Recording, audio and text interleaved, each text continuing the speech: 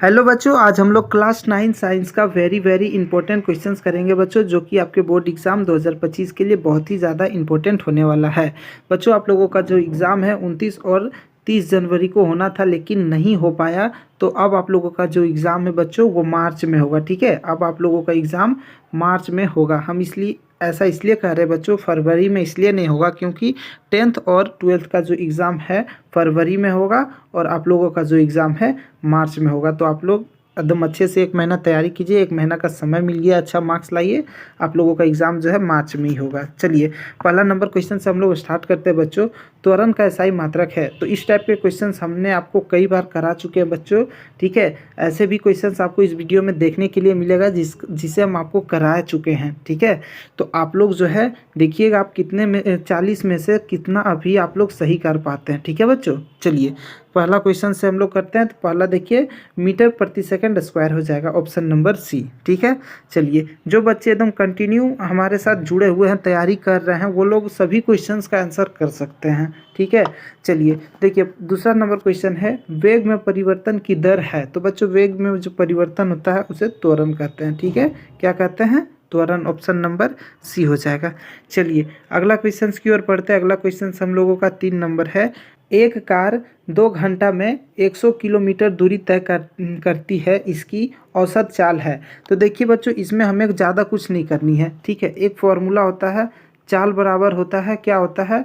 दूरी बटा में समय। ठीक है, दूरी बटा में क्या होता है? समय। ठीक, तो इस फॉर्मूला पे हम लोग इसे बैठा देंगे। तो दूरी कितना है? दूरी देखिए कितना दिया गया है। दूरी हमारे पास दिया गया है 100 और समय दिया गया है 2 दिया गया है ना। तो बस चाल हमें निकालने के लिए बोल रहा है ना। चाल देखिए, औसत चाल क्या होगा वो निकालने बोल रहा है। तो लिखेंगे चाल बराबर 100 बटा में टाइम कितना है? 2। तो 2 काट देंगे 50। ठीक है, 50 किलोमीटर प्रति आवर। ऑप्शन नंबर 20 का राइट आंसर हो जाएगा। ठीक है बच्चों, चलिए अगला क्वेश्चन की ओर बढ़ते हैं। 4 नंबर क्वेश्चन देखिए, 2 kg द्रव्यमान वाली वस्तु को 5 मीटर प्रति सेकंड की दर से त्वरित करने में कितना बल की आवश्यकता होगी। तो देखिए बच्चों, कितना बल की आवश्यकता होगी। यहाँ पे द्रव्यमान कितना दिया गया है? 2 kg। तो इसका एक फॉर्मूला होता है, कितना फोर्स लगेगा। तो देखिए बल का बात किया जा रहा है, कितना बल लगेगा। तो देखिए इसका फॉर्मूला होता है F बराबर M गुना A। ठीक है, M मतलब कि मास। ठीक है, तो M हमारे पास 2 kg दिया गया है और A दिया गया है 5।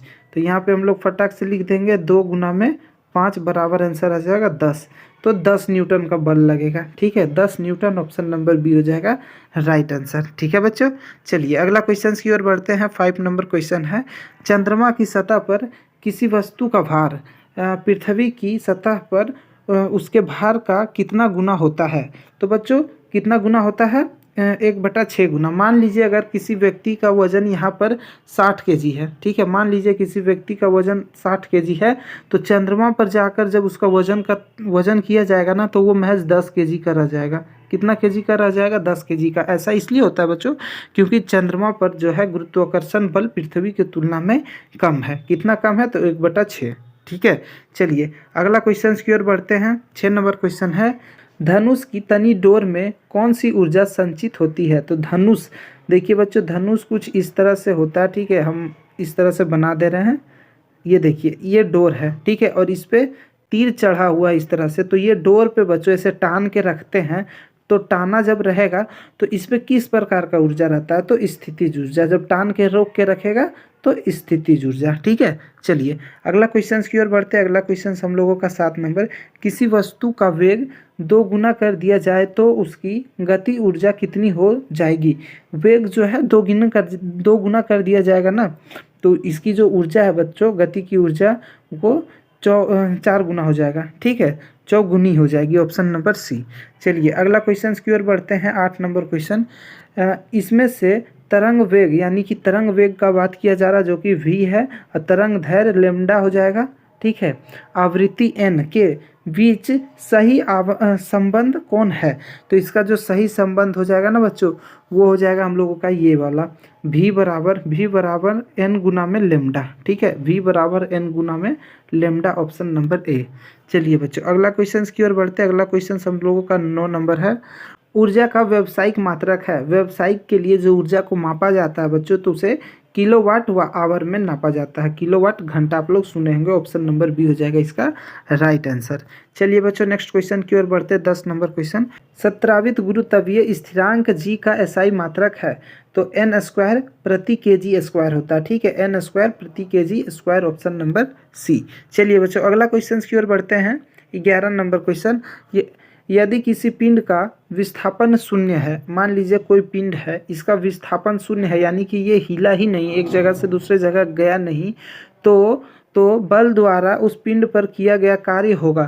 तो बच्चों जब किसी पिंड पर कोई कार्य किया ही नहीं जाएगा तो कार्य भी तो जीरो होगा। जब विस्थापन जीरो है, जब विस्थापन जीरो है तो बल भी जीरो होगा। जब कोई चीज़ पर काम होगा तभी तो बल यानी कि एनर्जी का खर्चा होगा। ठीक है, चलिए 12 नंबर, निम्न में किसका जड़त्व अधिक है। ये क्वेश्चन हमने आपको कई बार कराया चुके हैं बच्चों।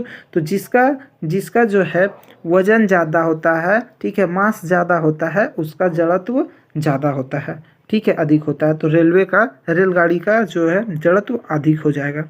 चलिए 13 नंबर क्वेश्चन, द्रव्यमान और वेग के गुणनफल को क्या कहते हैं। तो द्रव्यमान और वेग का जो गुणनफल होता है बच्चों, उसे संवेग कहते हैं। ठीक है, संवेग, ऑप्शन नंबर ए हो जाएगा। चलिए अगला क्वेश्चन की ओर बढ़ते हैं। 14 नंबर, ध्वनि तरंगे होती है। तो बच्चे ध्वनि तरंगे ये किस प्रकार की तरंगे होती है। तो अनुदैर्ध्य तरंग। ठीक है, ऑप्शन नंबर बी हो जाएगा राइट आंसर। चलिए अगला क्वेश्चन की ओर बढ़ते हैं। अगला क्वेश्चन हम लोगों का 15 नंबर है, सामान्य मनुष्य के कानों के लिए स्वायत्ता परास क्या है। यानी कि हम लोगों का कान जो है बच्चों, कितना ध्वनि के बीच में कितने से कितने ध्वनि को सुन सकता है हमारा कान जो है।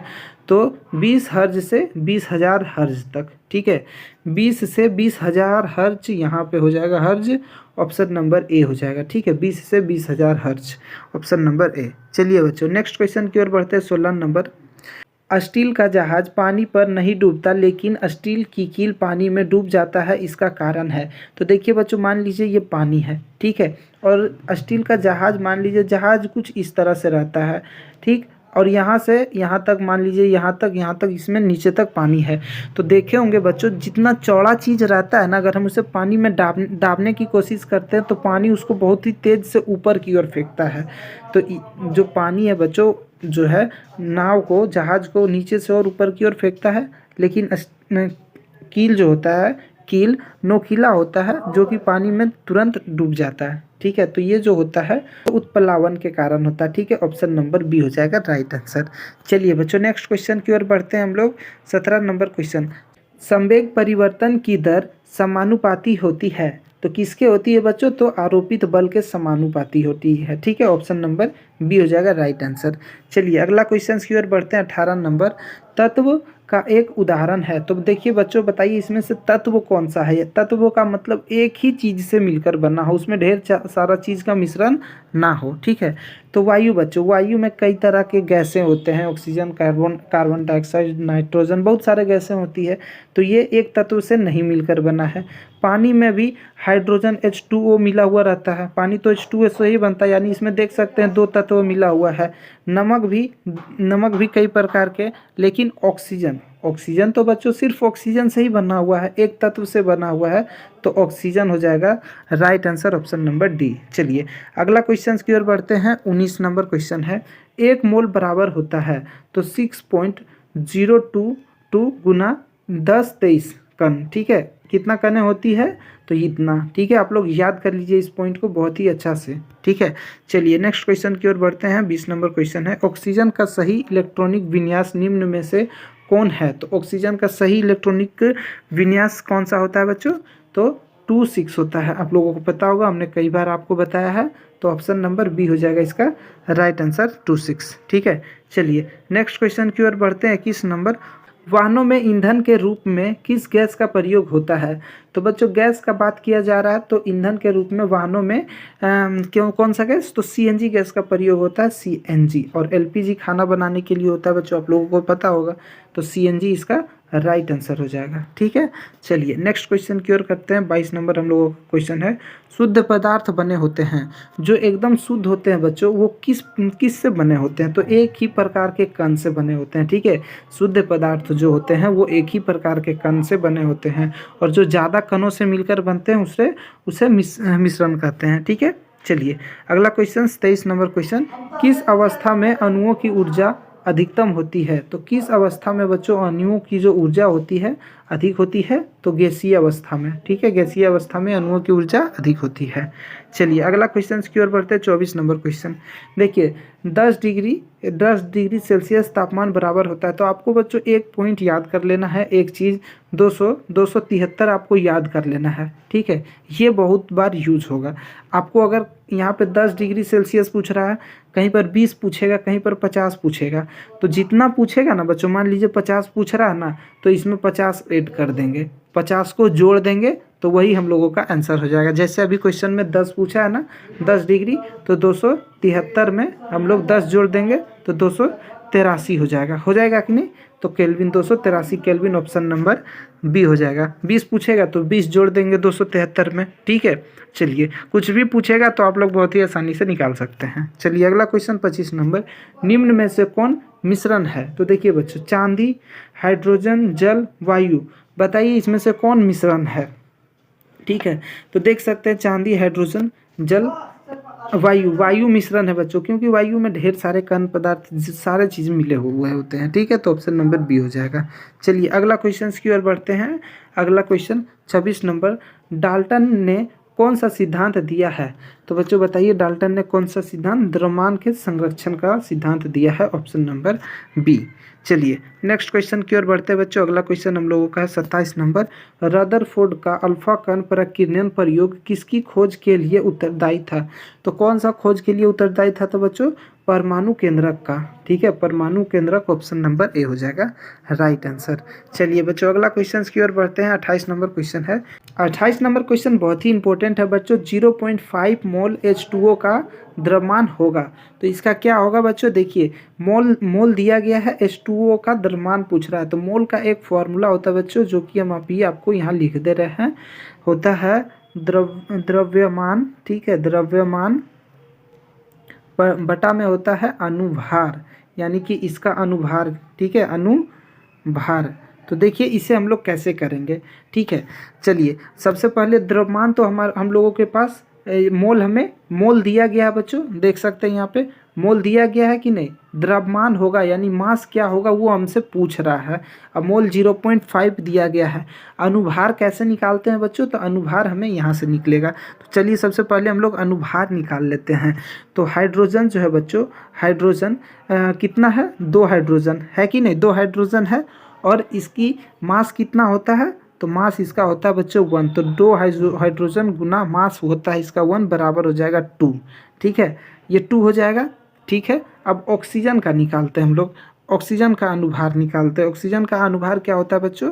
तो ऑक्सीजन कितना है? 1 ऑक्सीजन है इसमें, तो लिखेंगे 1। और मास जो होता है बच्चों, ऑक्सीजन का मास होता है 16, तो ये हो जाएगा 16। ठीक है, 1 गुना 16 होगा तो 16 हो जाएगा। इसको हम लोग जोड़ देंगे तो अनुभार हम लोगों का 18 आ जाएगा। ठीक है बच्चों, 18 आ गया अनुभार। यहाँ तक समझ गए आप लोग? चलिए इसको हम कट कर दे रहे हैं। अनुभार हम लोगों का 18 आ गया। मोल देखिए 0.5 दिया गया है, 0.5 मोल दिया गया है। मास हमें निकालना है, अनुभार हम लोगों का 18 आ गया था। ठीक है, इसको जो है इससे हम लोग गुना कर देंगे। तो बच्चों 0.5 को 18 से जब हम लोग गुना करेंगे ना, आप लोग कर लीजिएगा अच्छा से। ठीक है, इसको जब हम लोग गुना करेंगे ना तो 9 ग्राम आएगा मास। ठीक है, इसको इधर ले चल जाएंगे ना, इधर गुना में है तो इधर इधर भागा में है तो इधर चला जाएगा, तो गुना में, तो 0.5 को 18 से गुना करेंगे तो 9 आएगा। ठीक है, ग्राम में पूछ रहा है तो ग्राम लगा देंगे, और मास हम लोगों का 9 ग्राम निकल कर आ जाएगा। तो ऑप्शन नंबर इसका राइट हो जाएगा बी। ठीक है, चलिए नेक्स्ट क्वेश्चन की ओर बढ़ते हैं बच्चों। 29 नंबर क्वेश्चन है, निम्नलिखित में से कौन कपड़ा गर्मियों के समय में अधिक आरामदायक होता है? तो बच्चों गर्मी के समय में सूती कपड़ा बहुत ही ज़्यादा आरामदायक होता है। तो ऑप्शन नंबर सी इसका राइट आंसर हो जाएगा। चलिए अगला क्वेश्चन की ओर बढ़ते हैं। 30 नंबर, निम्नलिखित मिश्रणों में से विलयन का पहचान करें। विलयन पूछ रहा है, मिश्रण के साथ में विलयन भी पूछ रहा है, ठीक है, तो समुद्र का जल हो जाएगा ऑप्शन नंबर बी। चलिए नेक्स्ट क्वेश्चन की ओर बढ़ते हैं। केनाल किरणें किसका किरण पुंज है? तो बच्चों केनाल किरणें के बारे में जब भी पूछा जाए तो प्रोटॉन, ठीक है, ऑप्शन नंबर ए हो जाएगा प्रोटॉन। चलिए बच्चों अगला क्वेश्चन की ओर बढ़ते हैं। अगला क्वेश्चन हम लोगों का 32 नंबर है। किस तत्व के परमाणु में 18 इलेक्ट्रॉन एवं 17 प्रोटॉन है? तो परमाणु द्रव्यमान प्रोटॉन और इलेक्ट्रॉन दिया गया है, तो दोनों को जोड़ देंगे बच्चों, वही हो जाएगा परमाणु द्रव्यमान, ठीक है। तो 18 और 17 को जोड़ देंगे तो 35 हो जाएगा हम लोगों का राइट आंसर, ठीक है। चलिए बच्चों नेक्स्ट क्वेश्चन की ओर बढ़ते हैं, अगला क्वेश्चन की ओर। और बच्चों आपके लिए एक इम्पोर्टेंट सूचना है, जो बच्चे अभी तक पीडीएफ नहीं लिए हैं, ठीक है, जो बच्चे अभी तक पीडीएफ नहीं लिए हैं, सभी सब्जेक्ट का आपको वीवीआई क्वेश्चंस का पीडीएफ देंगे बच्चों, ठीक है। इस नंबर पर हमें आप व्हाट्सअप करें, पीडीएफ आपको फ्री में दिया जाएगा सभी सब्जेक्ट का वीवीआई क्वेश्चंस का, ठीक है बच्चों। इस नंबर पर आप लोग हमें व्हाट्सअप करें, ठीक है। चलिए अगला क्वेश्चन की ओर बढ़ते हैं। अगला क्वेश्चन है 34 नंबर, परमाणु किन किन कणों से बना है? तो बच्चों परमाणु जो है, परमाणु प्रोटॉन, इलेक्ट्रॉन और न्यूट्रॉन, ये तीनों चीज़ों से मिलकर बना है, तो ऑप्शन नंबर हो जाएगा डी इसका राइट आंसर हो जाएगा, ठीक है बच्चों। चलिए अगला क्वेश्चन की ओर बढ़ते हैं हम लोग। 35 नंबर क्वेश्चन है, परमाणु की प्रकृति होती है। तो बच्चों परमाणु की प्रकृति जो होती है वो उदासीन होती है। आप लोग याद कर लीजिए परमाणु की प्रकृति कैसी होती है, तो उदासीन होती है, ठीक है। चलिए अगला क्वेश्चन की ओर बढ़ते हैं। 36 नंबर, इलेक्ट्रॉन पर किस प्रकार का आवेश होता है? तो बच्चों इलेक्ट्रॉन पर जो है वो धन आवेश होता है, इलेक्ट्रॉन पर धन आवेश होता है। चलिए अगला क्वेश्चन की ओर बढ़ते हैं। 37 नंबर, परमाणु की बाहरी कक्षा में कौन से कण होते हैं? तो बच्चों परमाणु जो होता है उसके सबसे बाहरी कक्षा में, परमाणु के सबसे बाहरी कक्षा में इलेक्ट्रॉन होता है यहाँ पे, ठीक है, इलेक्ट्रॉन, ऑप्शन नंबर ए हो जाएगा। चलिए अगला क्वेश्चन की ओर बढ़ते हैं। 38 नंबर क्वेश्चन, सजीवों की संरचनात्मक एवं क्रियात्मक इकाई क्या है? तो इसका जो है बच्चों सजीवों के लिए कोशिका सबसे पहले क्या हो जाता है, कोशिका ही सबसे मेन है। चलिए बच्चों अगला क्वेश्चन 39 नंबर क्वेश्चन है, पृथ्वी के केंद्र पर जी का मान कितना होता है? तो बच्चों पृथ्वी के केंद्र यानी कि मान लीजिए ये पृथ्वी है और ये हो जाएगा पृथ्वी का केंद्र, यहाँ पर जी यानी कि गुरुत्वाकर्षण बल का मान क्या होता है? तो बच्चों 0 होता है, ठीक है, आप लोग याद कर लीजिए। चलिए अगला क्वेश्चन की ओर बढ़ते हैं। अगला क्वेश्चन हम लोगों का 40 नंबर है, जब एक पत्थर को चांद की सतह से पृथ्वी पर लाया जाता है तो क्या होगा? ना द्रव्यमान और ना ही भार बदलेगा। तो ये कथन गलत है बच्चों, ठीक है, इसका भार बदल जाएगा परंतु द्रव्यमान नहीं, ये कथन सही है, ठीक है, इसका द्रव्यमान बदल जाएगा। द्रव्यमान बच्चों कभी नहीं बदलता है, भार और द्रव्यमान दोनों बदल जाएगा, तो ये भी कथन गलत है। आप लोग को इस बात को एकदम दिमाग में अटा लीजिए बच्चों कि पूरे ब्रह्मांड के किसी भी जगह में किसी वस्तु को ले जाएंगे तो उसका द्रव्यमान कभी नहीं बदलेगा, भार बदल जाएगा लेकिन द्रव्यमान कभी नहीं बदलेगा, ठीक है बच्चों। तो ऑप्शन नंबर इसका जो है बी राइट आंसर हो जाएगा, इसका भार बदल जाएगा परंतु द्रव्यमान नहीं, ठीक है, ऑप्शन नंबर बी। तो बच्चों आप हमें कमेंट कर कर बताएं कि इस 40 में से आपको कितने का आंसर पता था, ठीक है, आपने सही कर पाया। इसी तरह का सभी सब्जेक्ट का तैयारी करने के लिए बच्चे आओ आप हमारे चैनल से जुड़ जाएं, ठीक है, हम आपको सभी सब्जेक्ट का तैयारी कराते रहेंगे। आप लोग का एग्ज़ाम जो है मार्च में होगा, ये अब आप लोग आराम से सोच लीजिए कि मार्च में ही होगा, जिस तरह से हर साल होता था, ठीक है बच्चों। फिर मिलते हैं नए वीडियो में, तब तक के लिए धन्यवाद।